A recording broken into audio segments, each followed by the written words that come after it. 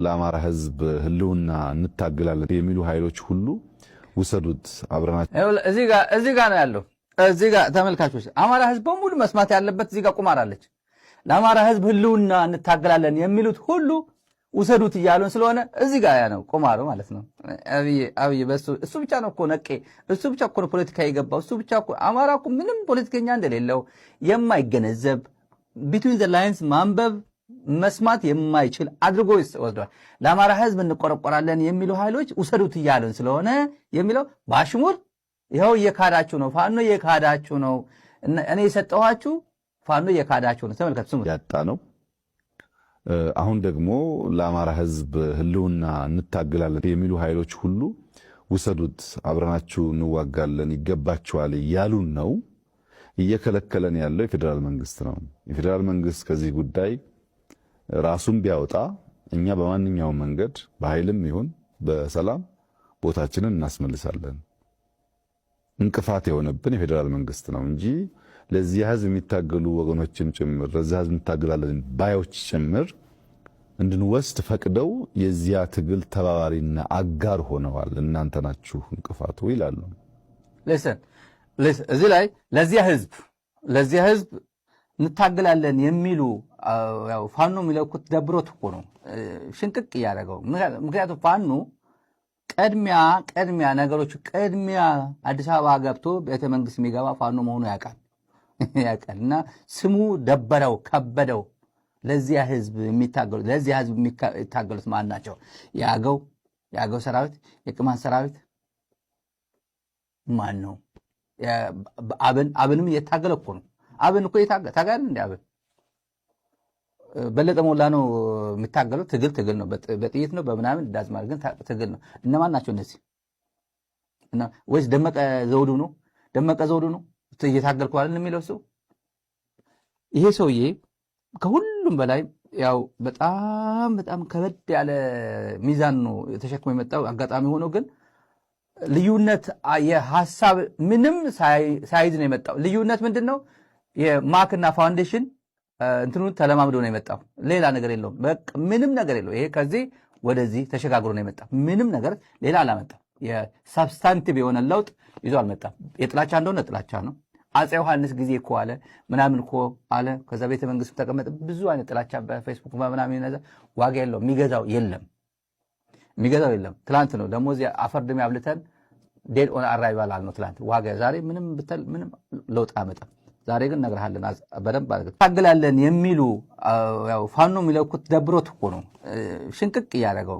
ምክንያቱም ፋኖ ቀድሚያ ነገሮች አዲስ አበባ ገብቶ ቤተ መንግስት የሚገባ ፋኖ መሆኑ ያውቃል እና ስሙ ደበረው ከበደው። ለዚህ ህዝብ የሚታገሉት ማን ናቸው? የአገው ሰራዊት፣ የቅማንት ሰራዊት ማን ነው? አብንም እየታገለ እኮ ነው። አብን እኮ ታጋል እንደ አብን በለጠ ሞላ ነው የሚታገለው። ትግል ነው፣ በጥይት ነው በምናምን ዳዝማር ግን ትግል ነው። እነማን ናቸው እነዚህ? ወይስ ደመቀ ዘውዱ ነው እየታገልኩ አይደል የሚለው ሰው? ይሄ ሰውዬ ከሁሉም በላይ ያው በጣም ከበድ ያለ ሚዛን ነው ተሸክሞ የመጣው። አጋጣሚ ሆኖ ግን ልዩነት የሐሳብ ምንም ሳይዝ ነው የመጣው። ልዩነት ምንድነው? የማክና ፋውንዴሽን እንትኑ ተለማምዶ ነው የመጣው። ሌላ ነገር የለውም። በቃ ምንም ነገር የለው። ይሄ ከዚህ ወደዚህ ተሸጋግሮ ነው የመጣው። ምንም ነገር ሌላ አላመጣም። የሳብስታንቲቭ የሆነ ለውጥ ይዞ አልመጣም። የጥላቻ እንደሆነ ጥላቻ ነው። አፄ ዮሐንስ ጊዜ እኮ አለ ምናምን እኮ አለ። ከዛ ቤተ መንግስት ተቀመጠ። ብዙ አይነት ጥላቻ በፌስቡክ ምናምን ይነዛ። ዋጋ የለው። የሚገዛው የለም። ትላንት ነው ደግሞ እዚህ አፈርድም ያብልተን ዴድ ኦን አራይቫል አልነው ትላንት። ዋጋ ዛሬ ምንም ለውጥ አመጣም።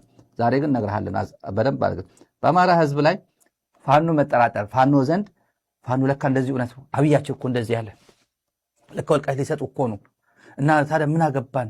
የምን ጽምዶ ነው? በቃ አብይ ይግዛን ለማለት ነው። ይሄ ሰው አይን ያወጣ ውሸታም ቀዳዳ ነው። በእውነት አይሶቱ ጋር ምን ተብሎ ቋንቋ እንደሚገለጽ በዚህ ሰውዬ ምን ብለህ ነበር? ለማሲንጋም የእንትን ነጋዴው የናይጄሪያው ነጋዴው ምንድን ያልከው? ትግራይን በተመለከተ ምዕራብ ትግራይን በተመለከተ ጸለምት በተመለከተ ምንድን ነው ያልካቸው? እስቲ ሚዲያ ላይ ይነገር እንዴ። ታውቋለህ አንተ እኮ ምንድን ነው ያልካቸው? ለቪያግራ ነጋዴው ምንድን ነው ያልከው? ናይጄሪያው ሰውዬ ምንድን ነው ያልከው? ስለ ምዕራብ ትግራይ ስለ ጸለምት ምንድን ነው ያልከው? ቲፒኤልኤፎች ምን አሉ? ከዛ በላይ ነው አሉ።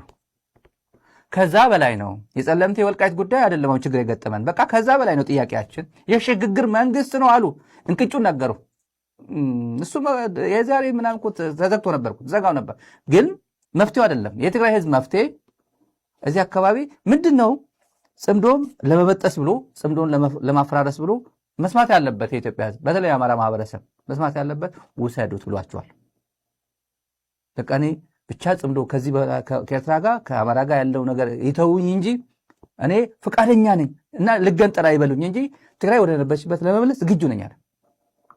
ዝግጁ ነኝ። ምንድነው እዚህ ጋር መጨረሻ ላስት ሚኒት ላይ ሩብ ጉዳይ ለ12 ላይ እንደዚህ ያለበት ምክንያት ጽምዶ ከፈረሰልኝ ልሞክር የመጨረሻ እድሌን ልሞክር ብሎ ነው።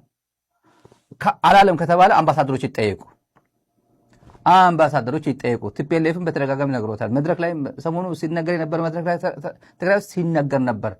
ይሄ እንደዛ አይሆንም። ስለ ምዕራብ ትግራይ ምናምን ጉዳይ እንደ ደርግ ዘመን ሐውዜን እንደ ሐውዜን እየተመላለሰ በአውሮፕላንን በድሮን ይጨፈጭፈናል። አይገቡ በቃ ሁሉም የገባበት ገብተን አይቀጡ ቅጣት ቀተን በአሮጌ ሰሌን እንቀብረዋለን ነው።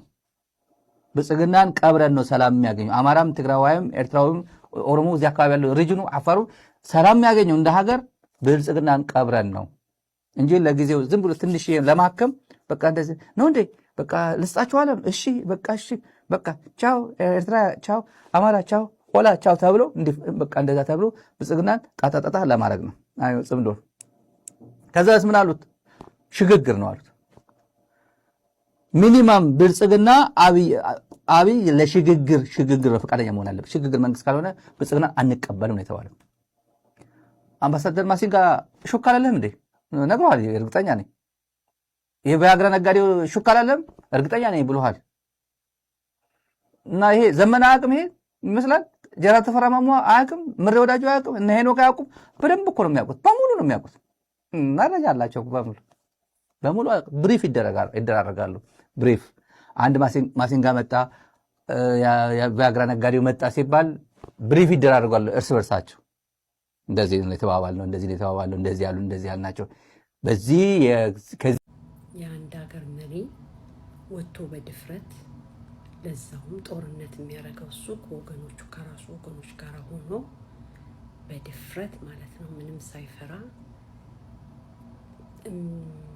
ተቃራኒዎቹ ወይንም ምንድነው የሚባለው የሚገጥማቸውን ጦርነት የሚገጥማቸውን ፋኖ የሚሆን ይሄ ምንድነው አዲስ ያመጡትን ቋንቋ የትኛውንም ወገን ቢሆን ቢምቢ እንደዚህ ብሎ በማሳነስ በእንስሳ ደረጃ ኢንሴክት በእንደዚህ አይነት ነገሮች አንድ የሀገር መሪ ካደረገ ማለት የነናዚን የሩዋንዳን ታሪክ አስታውሱ። በቀጥታ ጄኖሳይድ ነው። ባያረገው እንኳን የኢትዮጵያ ሕዝብ አይንህን ክፈት። ባያረገውም እንዳረገው ነው የሚቆጠረው። ወይንም አይሮኖ ሳይገባው ሳያውቅ ነው ማለት ደግሞ አይቻልም። ካላወቀ ይሄን ነገር ካላወቀ መሪ ለመሆንም እሱ መሪ ነኝ ብሎ ስልጣን ላይ መቀመጥ የለበትም። ከዚህ በፊት እንደዚህ አይነት ነገር ሲናገር አልሰማሁትም። ምናልባት ብሎ ሊሆን ይችላል።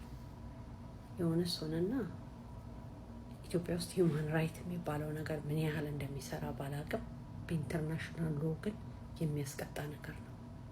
ስለዚህ ክራይሙ ላይ ክራይም ነው ይሄ ሰው የሚጨምረው። ክራይሙ ላይ ክራይም ነው እየጨመረ ያለው። እርግጥ አሁን አልነካም እኔ ላይ ነኝ ያለሁት ብሎ ሊሆን ይችላል። እኔ ስለ ሃይማኖት ምናምን አላወራም። የሃይማኖት ጉዳይ አይደለም። እንዴት እሱ ምናምን ብዬ አልልም። እሱ ሲጀመር የሃይማኖትን ሰው ስለ አይደለም ያደረገው እስከ ዛሬ ድረስ ያደረገው ነገር ሳይበቃ እንደገና አሁን ደግሞ ይሄ በቋንቋ ሲተረጎም ነው የምነግራችሁ። ሲተረጎም የአንድ ሀገር መሪ ጦርነት ውስጥ ገብቶ እነዛን ሰዎች በኢንሴክት ደረጃ ዝቅ አድርጎ ካወራ ትርጉሙ በጣም ያስፈራል። እኔ አሁን ያየሁት የሆነ ቪዲዮውን እየተቀነጫጨፈ ስለሆነ ያየሁት አሁን ላይ ነው እንደገና ቁጭ ብሎ ቢምቢ ምናምን እያለ ሲያወራ አብይ አህመድ ባይ ዘ ወይ በድጋሚ ማንነቱን ሰይጣኒክ ባህሪውን አሳየ ነው የምለው እኔ። ለታሪክ ይቀመጥ። ስፔሲፊካሊ የወልቃይትን ጉዳይ ብትወስድ በትግራይ በኩል ያለው ጥያቄ ፌዴራል መንግስት ስርዓት ውስጥ በትግራይ ክልል ይተዳደር ነበር። በጦርነቱ ምክንያት ነው ያንን ቦታ ያጣ ነው። አሁን ደግሞ ለአማራ ህዝብ ህልውና እንታገላለን የሚሉ ኃይሎች ሁሉ ውሰዱት አብረናቸው። እዚህ ጋር ነው ያለው። እዚህ ጋር ተመልካቾች፣ አማራ ህዝብ በሙሉ መስማት ያለበት እዚህ ጋር ቁማራለች።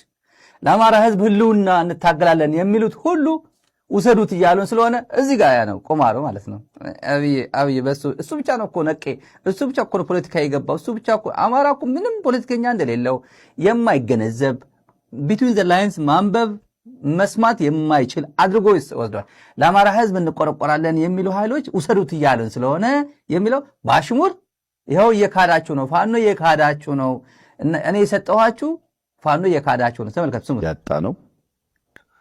አሁን ደግሞ ለአማራ ህዝብ ህልውና እንታገላለን የሚሉ ኃይሎች ሁሉ ውሰዱት አብረናችሁ እንዋጋለን ይገባችኋል እያሉን ነው።